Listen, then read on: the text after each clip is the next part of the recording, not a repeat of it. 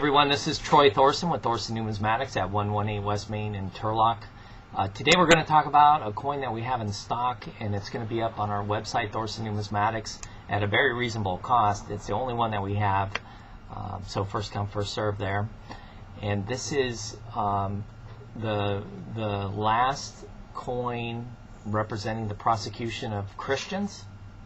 And to help explain this a little bit more is our senior numismatist for ancient coins, Aaron. Hello. Got this little bronze coin is representative of the final persecution of Christianity under the Roman Empire.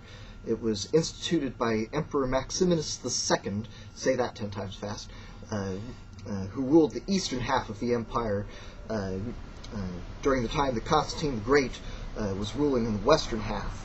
So Maximinus II, during his persecution of the Christians, trying to stem the tide of Christianity sweeping through the empire,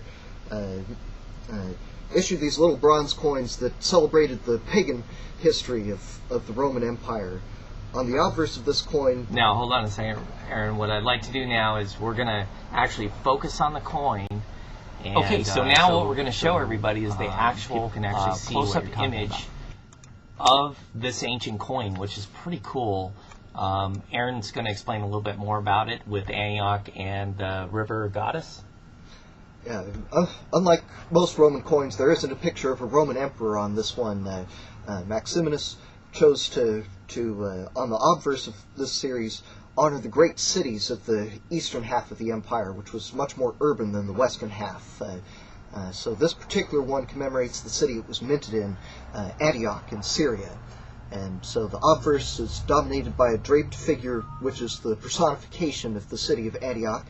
And then below the little dude with his arms out is a river god swimming past. That's pretty cool. And then the coin, you can also see for those, there seems to be some porosity here. I mean, this just kind of lends itself to a coin that's like roughly 1,700 years old plus, yeah. Right?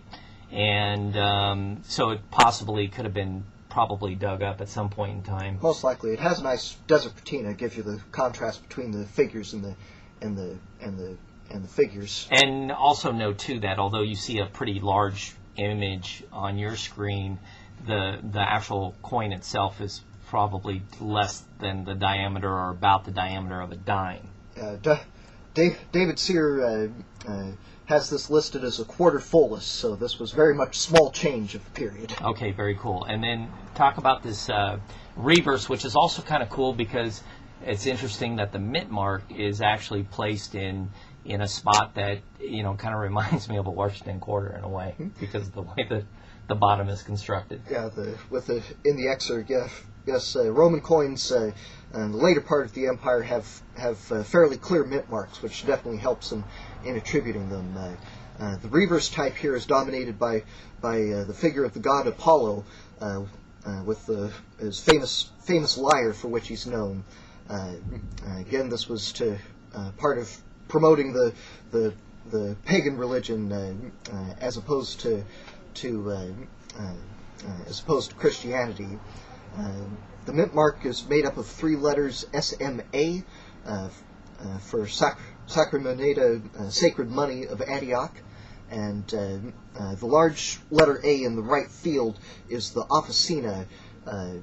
This is the Greek letter alpha, which as a numeral means 1, so this was struck in the first officina at the city of Antioch, which this coin also happens to commemorate on its obverse. Well, that's pretty cool, and it's pretty amazing that, yes, it's only $45 after all that explanation, but so cool, and something that I think a lot of people like to see on our site.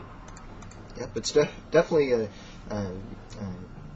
definitely a little different than a lot of the typical late Roman bronzes that we see. We do have a little bit more we want to add to this discussion, but we're having customers coming in the shop right now, so we'll get right back to you.